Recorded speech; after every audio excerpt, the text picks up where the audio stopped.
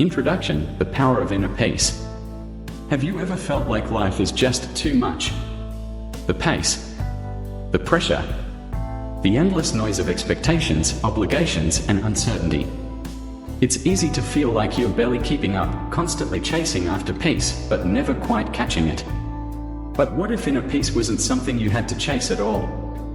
What if it's not out there, somewhere in the future, but already within you, just waiting to be uncovered? That's the gift of Buddhist wisdom, ancient, simple, and deeply human. It reminds us that we don't have to fight life to find peace. We don't need to control every outcome to be okay. We just need to return to ourselves. In this video, we'll explore 9 gentle but powerful practices inspired by Buddhist teachings. Each one offering a step toward stillness, toward presence, toward joy. These aren't rules. They are invitations. Invitations to breathe deeper, to soften your thoughts, to let go of what no longer serves you and embrace what truly matters. Whether you're feeling burned out, lost, or just longing for a little more peace in your day, this journey is for you. So I invite you not just to watch, but to listen. Not just to understand, but to feel. And maybe to remember something you've always known deep down. That no matter what's happening around you, you can always return to the calm within. Let's begin. Part 1. Stay positive through mindfulness. Have you ever noticed how quickly the mind runs away, dragging you into worries about tomorrow or regrets about yesterday? You could be sitting in a quiet room and yet feel like you're in the middle of a storm. But here's something powerful. The mind doesn't just witness our lives, it shapes them. What we focus on expands. What we repeatedly tell ourselves becomes the story we live. That's where mindfulness comes in. Mindfulness is the gentle art of coming back to the present, back to your breath, back to what's real, right now. Not lost in the what ifs or the should haves. Just here. Imagine your mind as a garden. If you plant seeds of fear, doubt, or resentment, it doesn't take long for weeds to grow. But if you plant kindness, presence, and gratitude over time, that garden becomes a space of peace.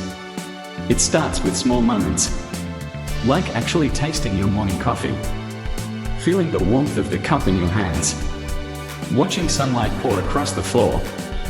These moments aren't just nice, they train the mind to slow down, to open, to notice. And when challenges come, and they will come, mindfulness helps you meet them with steadiness. Instead of spiraling into panic or overwhelm, you create just enough space to respond, not react. Let me ask you something. When was the last time you gave something your full attention, your undivided presence? Not while multitasking. Not while checking your phone. Just one thing, one breath, one moment at a time. Most of us are living life on autopilot, waiting for some future version of peace. But peace is never later. Peace is now or never. The Buddha once said, the mind is everything. What you think, you become. That's not just a poetic line, it's a call to awareness.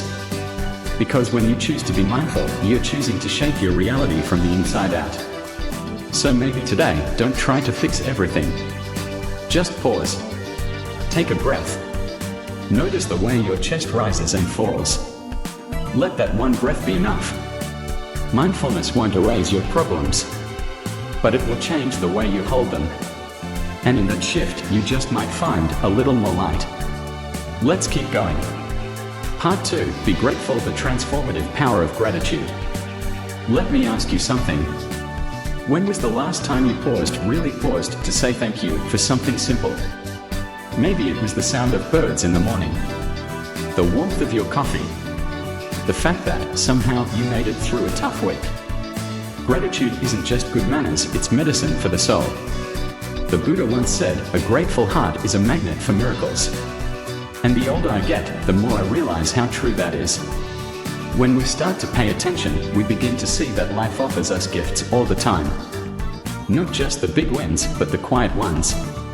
Like the way the sunlight dances on the wall. Or how a stranger's smile can lift your mood. The truth is, gratitude transforms the way we see everything. It shifts our focus from what's missing to what's already here. And in that shift, we find peace. I've started keeping a gratitude journal. Nothing fancy, just a few lines each night. Some days, it's profound. I'm grateful for forgiveness, for second chances. Other days, it's simple.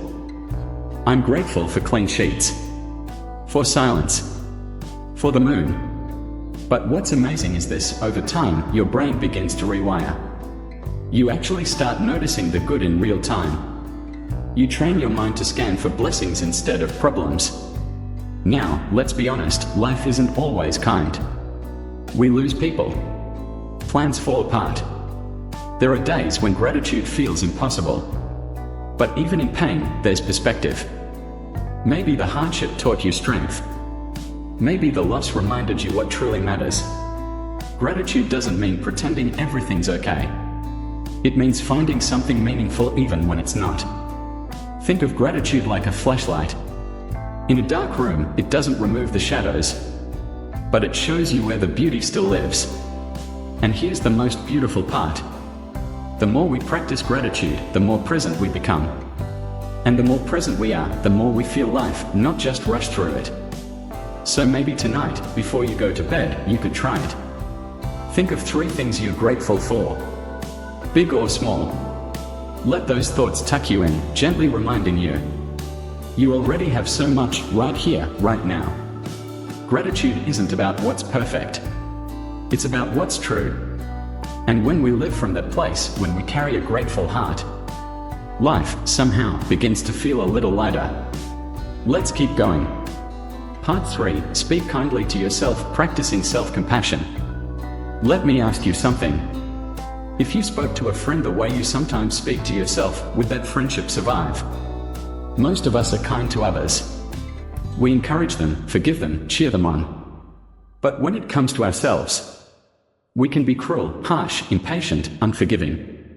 And yet, we are the one person we live with every single day. Buddhism teaches us about right speech. Usually, we think of that as how we talk to others. But the truth is, it begins in our own minds.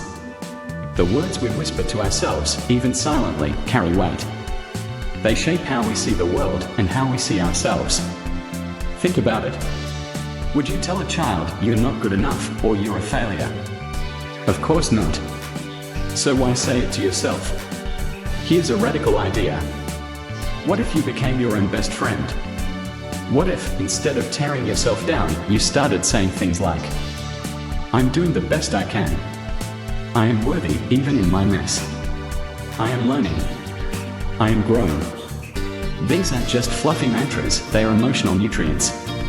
They feed the part of you that wants to heal, that wants to rise. I'll be honest, I used to think self-kindness was weak. But over time, I've learned it's the opposite. It takes strength to face your flaws with gentleness. It takes courage to love the parts of you that still feel broken. One tool that's helped me is meditation. Not the sit on a mountain kind. Just a few quiet minutes each day to pause, to breathe, to notice what I'm feeling and to not judge it. It's in that stillness that compassion starts to grow. You begin to see you're not the voice in your head. You're the awareness behind it. And that awareness is loving, patient, and wise. Being kind to yourself doesn't mean ignoring your mistakes. It means responding to them with care, not punishment. Because when you treat yourself with love, something beautiful happens. You start showing up in the world with more peace, more clarity, more strength. So maybe today, instead of fixing yourself, you just hold yourself like a friend, like someone worthy of love, because you are. This isn't about perfection. It's about presence and the quiet decision to stand by your own side, especially when things get hard. You are not your worst day. You are not your loudest critic. You are human, and that is enough. Let's keep going. Part 4, care for your body, the temple of the soul. Let me ask you something. When was the last time you truly thanked your body? Not for how it looks, but for carrying you through every joy, every heartbreak, every single day. In Buddhism, the body is seen not as something to sculpt or shame, but as a sacred vessel, a temple that houses the spirit. And like any temple, it deserves care. Not through obsession, not through punishment, but through balance. We live in a world that often sends us mixed messages. Push harder. Eat less. Sleep later. Be more. But true wellness doesn't come from extremes, it comes from harmony. Your body doesn't need to be perfect. It just needs to be respected. That starts with the basics. Feed it food that actually nourishes you, not just fills you. Move it in ways that bring joy, not guilt. And give it rest, not as a reward, but as a right. I used to think rest was laziness. Now I understand it's sacred. Think of your body as a beautiful old house. Maybe the paint's chipped in places. Maybe it creaks a little. But inside, there's warmth. There's history. There's soul. You care for it not because it's flawless, but because it's yours. And here's something we don't talk about enough. The way we treat our bodies affects our minds. When we are tired, stressed, or running on fumes, even the smallest problems feel huge. But when we care for our physical selves, get enough sleep, eat well, breathe deeply, suddenly the world softens. We feel stronger, calmer, clearer. That's not just self-care.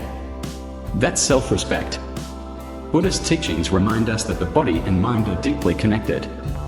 To nurture one is to support the other. So maybe today, you take a walk not to burn calories, but to feel the ground beneath your feet. Maybe you choose a meal that feels healing. Maybe you turn off your phone early, light a candle, and simply rest. These are not small things. They are sacred rituals in a busy world. Because when your body is grounded, your mind can fly. When your temple is strong, your spirit can shine through. And you, yes, you deserve that harmony. So be gentle. Be mindful. And remember, taking care of your body isn't a luxury. It's a way of honoring the soul that lives inside it. Let's keep going. Part 5, try new things to embrace change and growth. Have you ever noticed how life has this quiet way of nudging us toward the unknown? Maybe it's a new job, a city you've never been to, or just an idea that feels a little uncomfortable. And if we are honest, most of us tend to pull back. Why? Because the unfamiliar feels risky. But here's something Buddhism teaches that's both simple and profound: everything changes. This idea of impermanence, it's not meant to scare us. It's meant to free us. Nothing stays still. Not the seasons. Not our emotions. Not even who we are. So the real question becomes, what do we do with that truth? We can resist it, try to keep things exactly the way they are. Or we can lean in. We can say, okay, life, show me something new. Trying new things isn't just about collecting experiences. It's about discovering yourself. Maybe you pick up a new hobby, painting, writing, cooking, something you've never tried. Or maybe it's deeper than that. Maybe it's a shift in mindset. A willingness to think differently. To see yourself not as fixed, but as fluid. Evolving. Because real growth, it doesn't happen inside your comfort zone. It happens just beyond it, where things feel a little awkward, a little scary, a little alive. I remember the first time I spoke publicly. I was shaking. But I walked through that discomfort, and on the other side was a version of me I hadn't met yet. More confident, more open, more me. That's the beauty of change. It introduces you to the parts of yourself you didn't know were there. Buddhism encourages us to approach life like a traveler. Curious, unafraid, not clinging to the past, not anxious about the future, but engaged with the moment. And the moment is always inviting you to try something new. So here's a gentle challenge. What's one small thing you've always wanted to try but haven't? A book you've been meaning to read? A class you've hesitated to take? A conversation you've been afraid to start? Whatever it is, start there. You don't have to leap. Just step. Because stepping is enough to create momentum. And momentum leads to growth. Trying new things won't always be easy. But it will always be worth it. You'll gain stories. You'll build resilience. You'll expand your world from the inside out. And maybe, just maybe, you'll start to see change not as something to fear, but as something to welcome. Let's keep going. Part 6. Set achievable goals. Walk the middle path. Let's talk about goals. We all have them, big dreams, small hopes, quiet wishes we carry around like little seeds waiting for the right season. But sometimes we try to plant an entire forest overnight. And then we wonder why we feel overwhelmed. Buddhism offers a gentle alternative to this push and burn mindset. It teaches something called the middle path, a way of living that avoids both extremes and passivity. It's not about doing too much or too little. It's about doing what is just enough, consistently, mindfully, and with care. So when it comes to goal setting, what if we stopped aiming to leap to the top of the mountain in a day and instead focused on taking one solid step at a time? Imagine a staircase. Each small, achievable goal is a step. Too tall and we trip. Too tiny and we barely move. But the right-sized steps, they carry us forward without exhaustion, without shame. Here's a thought. Instead of saying, I want to be completely transformed in 30 days, what if you said, today, I'll wake up 10 minutes earlier? Just that. Tomorrow, maybe it's drinking more water. Next week, it might be journaling for 5 minutes a night. You see, big change doesn't need big drama. It needs small acts, done with intention. And don't forget to celebrate those acts. That's something we often overlook. But every bit of progress, no matter how small, is worth honoring. It's what fuels motivation. It's what builds joy. Because here's the truth. Success isn't just about standing at the summit. It's about who you become on the climb. It's in the patience you build. The courage to keep going on slow days. The grace to start again when you fall off track. And when you walk the middle path, not rushing, not stalling, you begin to notice the beauty along the way. You see the sunrise instead of just the goal. You hear the birds. You feel your breath. You're living, not just chasing. So let me ask you this. What's one small, kind, doable step you can take today? Just one. Write it down. Do it. Celebrate it. That's the middle path. That's how real, lasting progress is made. One honest step at a time. Let's keep going. Part 7. Do what brings you joy and nourish your soul. When was the last time you did something just because it made your heart smile? Not because it was productive. Not because it was part of your to-do list. But simply because it brought you joy. Somewhere along the way, many of us started treating happiness like a reward, something we earn after everything else is done. But Buddhism invites us to see it differently. Joy isn't a luxury. It's a form of nourishment. It feeds the spirit. It reconnects us to life's deeper meaning. The Buddha spoke of right livelihood, the idea that the way we live, work, and spend our time should support our well-being, not drain it. That includes choosing actions and experiences that uplift the heart. Not just out of comfort, but out of alignment with who we truly are. Think about the things that quietly light you up. It could be painting, cooking, dancing, walking under the trees, laughing with your kids, or even just sitting with a good book and a warm drink. These moments might seem small, but they matter. They remind you that life isn't just about surviving. It's about savoring. Joyful actions have a ripple effect. When you prioritize what brings you happiness, you show up differently for yourself and others. You become more grounded, more compassionate, more alive. And no, it's not selfish. It's self-honoring. You can't pour from an empty cup. But when your soul is full, even your smallest acts carry warmth and presence. So here's something to reflect on. What brings you joy, and have you given yourself permission to embrace it? You don't need hours. Sometimes, 5 minutes of doing what you love is enough to shift your whole day. Start a joy list. Write down simple things that make you feel good and keep it somewhere visible. Then, make space for one of them every day. Not someday. Today. Life will always be busy. But joy doesn't wait for the perfect moment. It creates the moment. Remember, your happiness isn't separate from your spiritual path. It is the path.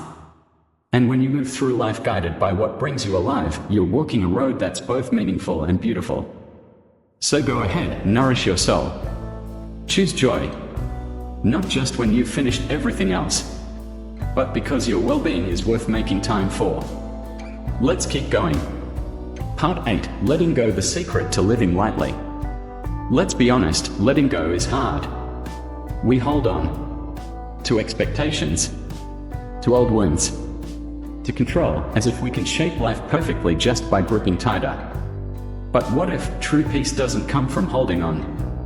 What if it comes from releasing? In Buddhism, this idea is central. Attachment is the root of suffering. Not just attachment to people or possessions, but also to outcomes, opinions, identities, even our own thoughts. We want life to unfold a certain way. We want others to see us a certain way. And when reality doesn't match that picture, we struggle. Letting go doesn't mean we stop caring. It means we stop clinging. It means we stop trying to control everything that's ultimately beyond our control. Think of it like this. You're holding a rope. The tighter you grip, the more it burns your hands. But the moment you release, the pain stops. Letting go is that release. Here's a practical example. Say you're constantly worried about what others think of you. You overanalyze every word you said in a meeting, every silence in a conversation. But what if, instead, you shifted your focus not on being perceived as perfect, but on showing up with kindness, presence, and integrity?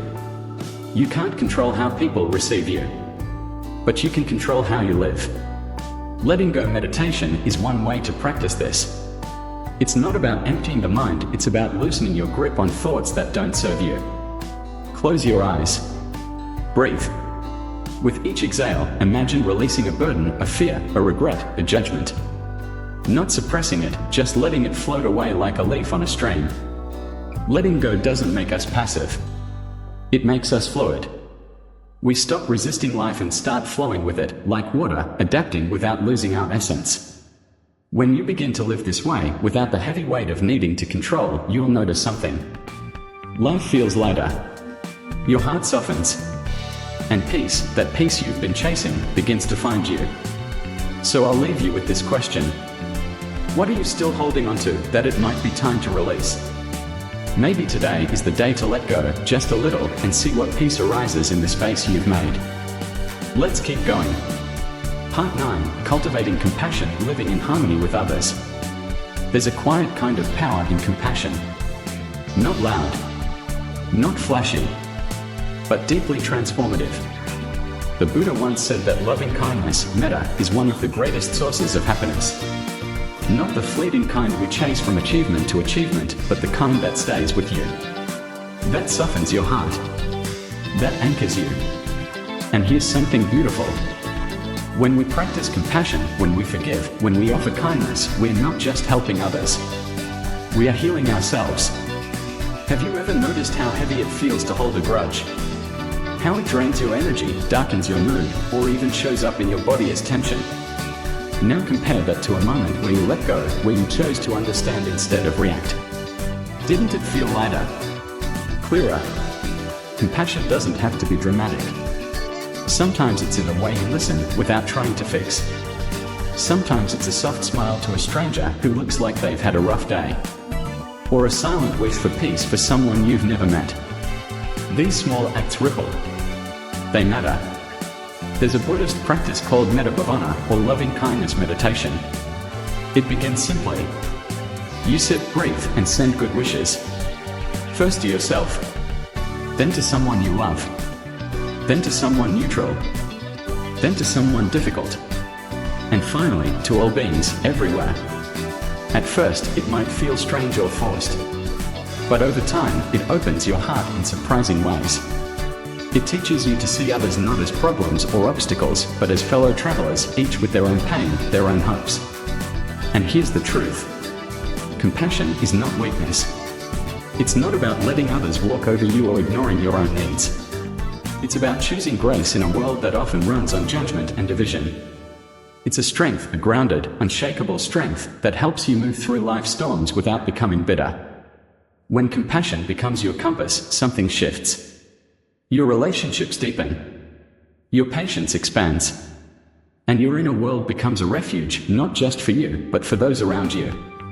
So ask yourself today, who needs a little more compassion from me? And am I willing to start with myself? Because when you choose kindness again and again, you're not just creating peace outside. You're planting it within. Let's keep going. Conclusion: a peaceful life begins within. You know, we spend so much of our lives searching for peace, for meaning, for something that finally makes us feel whole. But the truth is, peace was never out there to begin with. It was always here, within. It doesn't come from having a perfect job, a perfect home, or a perfectly planned future. It comes from how you breathe through chaos, how you respond instead of react, how you slow down, even just for a moment, and come back to yourself. Every small act you take, whether it's sitting with your breath for 60 seconds, choosing gratitude when it's hard, being gentle with your own mistakes, or offering kindness to someone who didn't expect it, these are the seeds of peace. Inner peace isn't a grand destination. It's a daily practice. Like watering a garden. Like lighting a candle. Quiet, simple, steady. The Buddha didn't promise us a life free from pain. He offered us tools, a way to meet life with grace, with clarity, with compassion. A path to walk. One step at a time. So if you're on that path, if you're learning to let go, to be kinder, to be more present, know that you're already doing the work. You're already walking the path. Let that be enough. Let that bring you peace. And if this message resonates with your heart, if it feels like something you needed to hear today, subscribe now and join us on this journey of wisdom, peace, and mindful living. You're not alone. We are walking together. And the path is beautiful. May your days be filled with calm, courage, and joy.